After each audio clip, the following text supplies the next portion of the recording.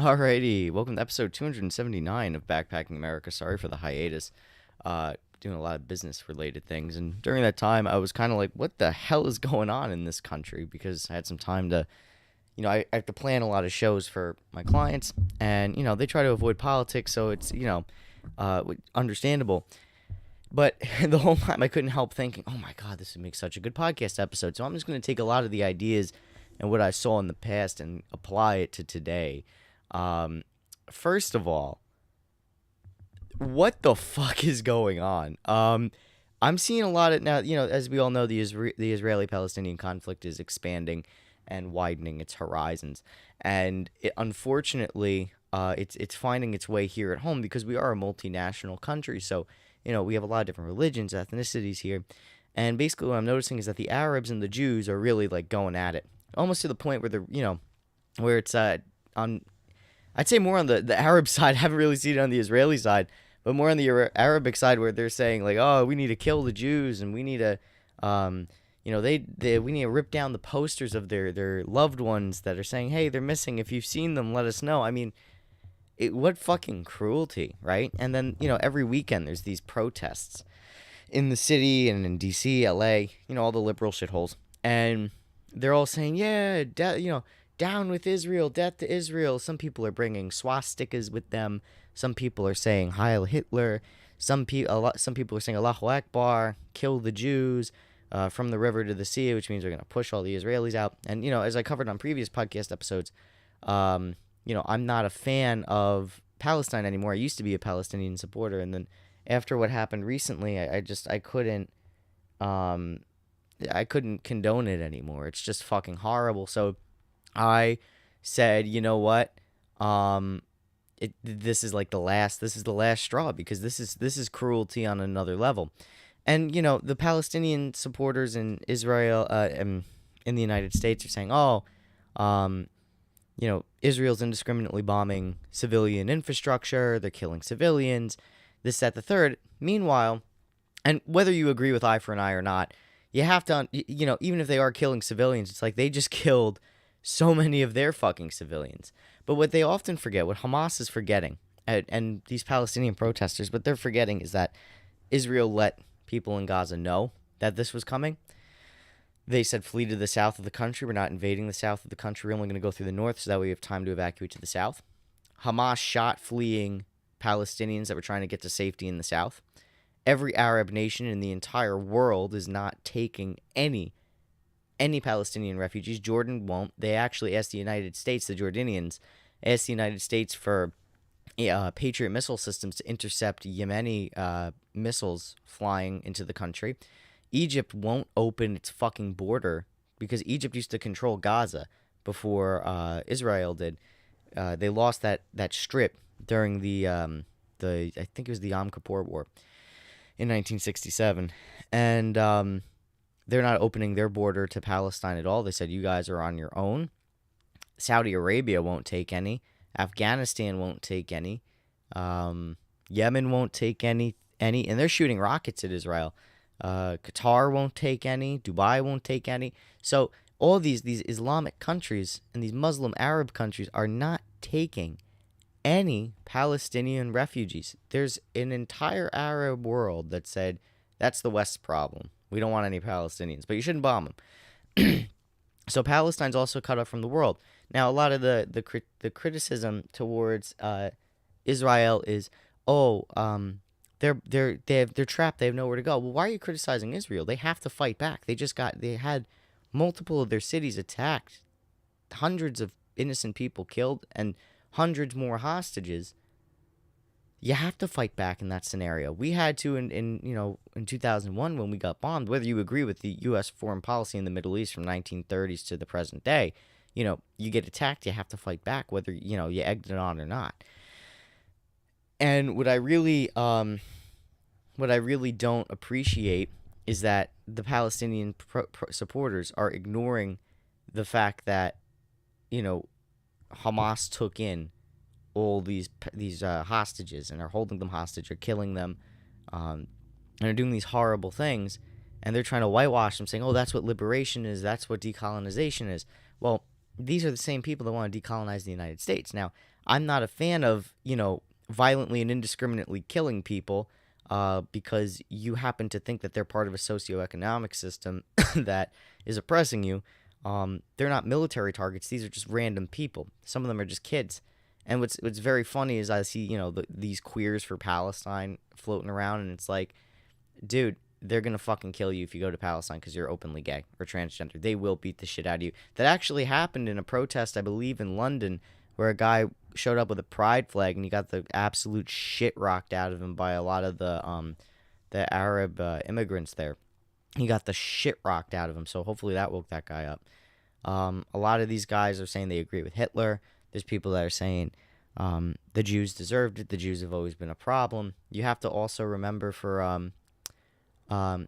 you have to also, sorry, I just saw like a spam comment on my Twitch stream. A lot of these people also, you know, say that I completely lost my train of thought because of that fucking rude piece of shit. Anyway,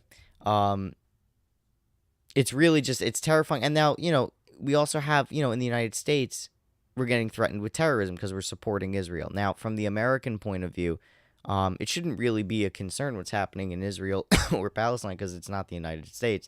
And we shouldn't even have all those military bases over there. And we really shouldn't have any involvement in funding Israel. We shouldn't. There should be no... Same thing with Palestine. But yeah, here we are. In fact, New York State Police and the FBI just arrested a guy who was planning... He was an illegal immigrant. He shouldn't have had a gun. He couldn't have a gun. And he was planning terror attacks against the United States in the name of Islam. So, and motivated by the recent war in Israel and Palestine. So the big concern here is just because we're giving them monetary funding, now we're at liability of getting fucking attacked. So by continuously getting involved in these foreign affairs, even by funding or through diplomatic, unity or whatever, we're opening ourselves up to terrorist attacks here in the United States, which is, again, another reason why I believe in universal open carry, but whatever, so we could prevent those attacks. But anyway, we have a lot of, problems here at home. I mean, Maui is barely getting any media coverage, and, that's also our fault as independent broadcasters is not covering Maui because we're very reactionary. We go with what's trending. The news media is still talking about it. It's just kind of a footnote at this point. It's not like the breaking headline, which, you can't stay on Maui forever. But at the same time, people in Maui are getting less funding and less support than people in Ukraine or in Israel. There's no, missing posters put up around the world for people that, went missing or got killed in Maui. There's no billions and billions of dollars being invested in Maui to rebuild it. There's no daily meetings or phone calls with the president of the United States between the governor of Hawaii and the president of the United States. So it's glaring, and it shows that, we're not the main priority. Foreign policy is the main priority of the Biden administration. Now, say what you will about Donald Trump, but he focused more on the United States, and foreign policy was kind of like, maybe 50% of his energy. Biden, it's all his energy is foreign policy. And then maybe, some bullshit about preventing preventing Islamophobic tendencies from being spread in the United States, and Transgender Awareness Month, and I don't know, like all this other bullshit that doesn't matter. Oh yeah, preventing junk fees from being shown, junk calls or junk fees being tacked onto your bill, and phone calls and all that shit. No one really cares. I mean, like, the price of gas is still high, the price of food is still high. I paid what was it? I think, I was having a discussion with my friend Charlie, who was on the show one of these days, and friend Derek too. And we were sitting down at dinner last night. We were like, yo, like, a Burger King, like, Big Whopper, a Big Mac, not Big Mac, a Whopper and a fucking drink with fries is like $16 at Burger King. Like, what's going on? It's almost like you might as well go out to eat at a fancy restaurant at this point, or like somewhere at least moderately better quality, because there's no, the whole point of fast food is to be cheap and affordable. I mean, cheap and accessible. So, like, you pull up to the drive-thru, within 5 minutes you have a meal It's under $10. There's value meals and shit. So that's what's kind of going on in this country, is that now even these like staple foods, poverty foods, um, they're not even accessible anymore. Uh, I really can't even believe it. I mean, we have these accessible. We have all these access. I guess someone's looking at on my Facebook feed. So, um, we have all these foods that are no longer accessible. They're so high. So it's like, what are you gonna do? I mean, we need a government that's gonna focus on the American people and lowering the cost of food, housing, infrastructure. I mean, this is insanity, because now, I read a story, I read a book, and I think I have it on my shelf here. It's called Fresh Fruit, Broken Bodies.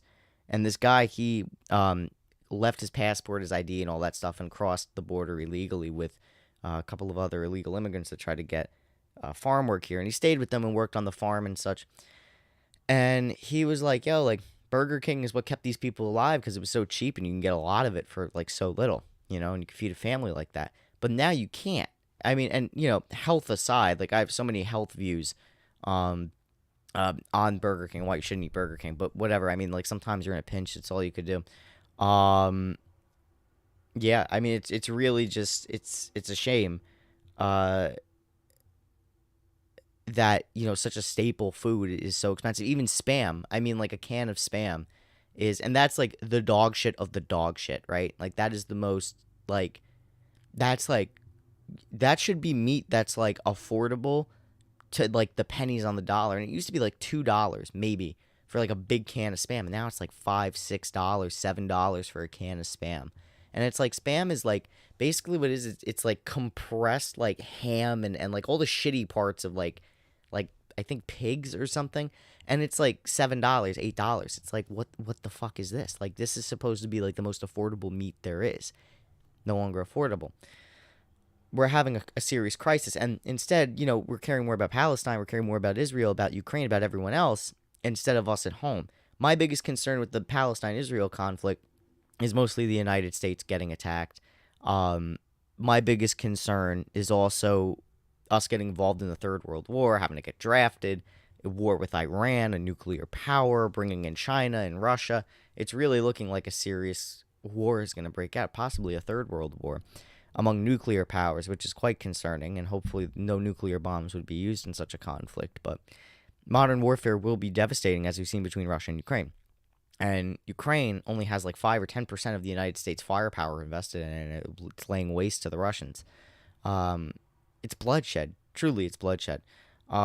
Another thing that does concern me too is we're going to be seeing, this back and forth between Israel and Palestine, right? And it's going to cause tension between Jews and Muslims. And really, Jews and Muslims in the United States, I mean, it's like, yo, that's in Israel, that's in Iraq, whatever. You guys are in the United States. We shouldn't be beefing right now. And a lot of the people that are supporting Palestine aren't even Arabic. They're not even Muslim. Or the people that are supporting Israel, I'm sure a large part of them aren't even Jewish. Most of them are probably Jewish, though. But people that, like, aren't like involved in this, just kind of stay out of it, because it's an ethnic conflict. It's ethnic tension. It's a religious war to an extent.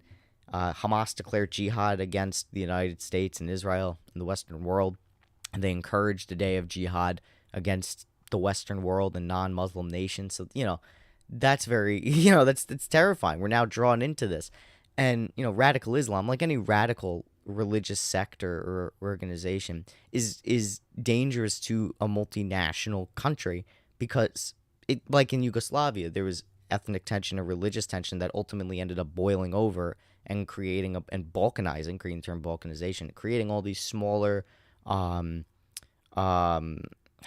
these smaller countries based on their religious and ethnic groups.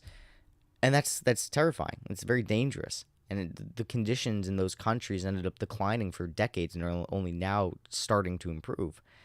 What we end up seeing is these tensions overflowing. And, we're, again, in the city, you see people chanting, saying that the Israelis deserved it, that those people deserve to get raped, they deserve to get beheaded, they deserve to get killed. You have people saying, oh, the hospital, there was a hospital that got blown up by Israel. And they're like, oh, the bomb landed outside the hospital. The bomb hit the hospital. There was Hamas in the basement. There was no Hamas in the basement. Bah, bah, bah, bah, bah. We're not war analysts. We're not war analysts. You don't have to fight a propaganda war to get your side. Listen, if you're going to be pro-Israeli, you're going to be pro-Israeli. If you're going to be pro-Palestine, you're going to be pro-Palestine. But at the end of the day, Americans as a whole, whether you stand with Israel on this or you stand with Palestine on this, we're not there. We're only watching this from our phones. And if you're pro-Palestine, right, you're probably going to get killed because most of those people aren't Muslim and most of those people aren't, and a lot of the people that do support are communists or they're gay or they're socialists or they're liberal. And people have to remember that Hamas, which was elected by the people of the Gaza Strip, and I think the Palestinian Authority in Gaza is like two separate things. It's a whole podcast, but basically the people that elected Hamas in Gaza, they they won by an overwhelming majority. Hamas got rid of the Palestinian Liberation Organization, which was fighting for a secular and socialist Palestine. So they got rid of the PLO, and they basically were like, hey, we're the motherfuckers in charge. We own all the other splinter groups. So, and then Hamas voted for them with like Gaza voted, so fucking confusing. Gaza voted for all of them with like 70 or 80%. Said, yeah, Hamas, take it over. So, if you're supporting Palestine and Gaza in this, they're probably going to beat the shit out of you or kill you if you go over there. And if you're supporting Israel, you're going to get fucking drafted and you're going to have to go over there. And it's going to be like how confusing it was during the global war on terror for American soldiers, where you have very complex rules of engagement. You can't kill this person. You can kill that person. You can only fire unless fired upon. All this and all that. And even then, that protocol is probably going to go out the window, because if you have a commander that doesn't care about that protocol, you're going to start just doing your own thing. And that could be a whole mess. And you might get caught up in some war crimes like what happened in fucking 2009 in the United States military. Or, you might end up damaging relations between the people you're trying to free from tyranny, and then they turn against you. And it's going to be a mess. It's going to be another... That conflict is Israel's Vietnam and Afghanistan put together. It will take a very long time for them to infiltrate Gaza fully, because they got repelled multiple times, and like I think they got like 350 casualties within a week. I mean, that's a lot in modern warfare. So, they're consistently failing in their objectives because they're facing an urban guerrilla warfare, where every house, every room, every street is a fortress. So it's impossible for them to wage modern warfare against. They have to go building to building and wage their own proxy war against Palestine. It's going to be very difficult. But at the end of the day, this isn't our problem, because now we have, for example, even cars in the United States. It's $50,000, $60,000 if you want to get a new car. I mean, you can find some cheaper models for $20,000 or $30,000, but people are often forgetting you shouldn't have to pay $20,000 or $30,000 for a car and take out a loan on a depreciating asset. So things are getting very expensive here at home. I mean, where I'm from in Long Island, I think the lowest rent I found, if you want to live in a complex, is like $2,700 a month. And then you want anything lower, you have to live in someone's basement or someone's house, and it may or may not be a legal apartment. So, I found one apartment. It was really nice, $1,750. It has one tiny window and one door is the exit. There's not multiple exit lanes or multiple windows that you could fit your body through to get out. So if there's a fire, you're dead. Everything's included though, but there's a fire, you're dead, and a lot of people have to live like that. Or they spend $700 or $800 a month to live in a room in someone's house. It's getting really bad in a lot of these areas. There's also this overdevelopment. Manhattan is overdeveloped to the point of no return. I saw a video the other day where someone paid like, I think $89 a day or $89 a month. I forget the thing, but there's 104 rooms in this big building, and they share a communal shower and bathroom and kitchen, and it's like literally like maybe a 5-foot or 6-foot room by 3 feet, and that's your room. I mean, this is what people do to live in Manhattan, to live the dream and be close to the city, but it's so expensive, it's unaffordable and unattainable. So there needs to be, rent control to put in the housing. It's a whole mess, and we're almost going back to the multi-generational housing that I'm an Italian American, so when my family came here, it was multi-generational housing. It was the old people lived on the top floor. The recently, the mother and father, the sons and daughters of the grandparents above lived in the middle, and then the newlyweds lived on the bottom. So that's how it was, and that's how the house was constructed. We're going back to that now. Whether that's a good thing or a bad thing is up for debate, but it's no longer how it was, where you could be 18 years old and get a fucking Levittown house and you know move out and make money flipping cheeseburgers, and that was a good life. Even people, someone did a percentage recently, a percentage what was it? Comparison where they compared the prices of both today and yesterday to buy a house, but they used percentages to see like whether or not like what percent of this is the you know what I mean? And they saw that even though like we we actually make less on a percentage base compared to the 50s, and the purchasing power is so decreased today that you still like if you were paid today like your salary today and you adjusted it for the wages back then, you still wouldn't be able to afford a house, and that's when houses were cheap. So we're actually getting paid less and having to pay more to live. So that's why these multi-generational homes are becoming a big thing, and people aren't able to move out till their 30s, maybe not till their 40s. It's possible people do it, but what we have to understand too is that the only ways to really do that is union labor.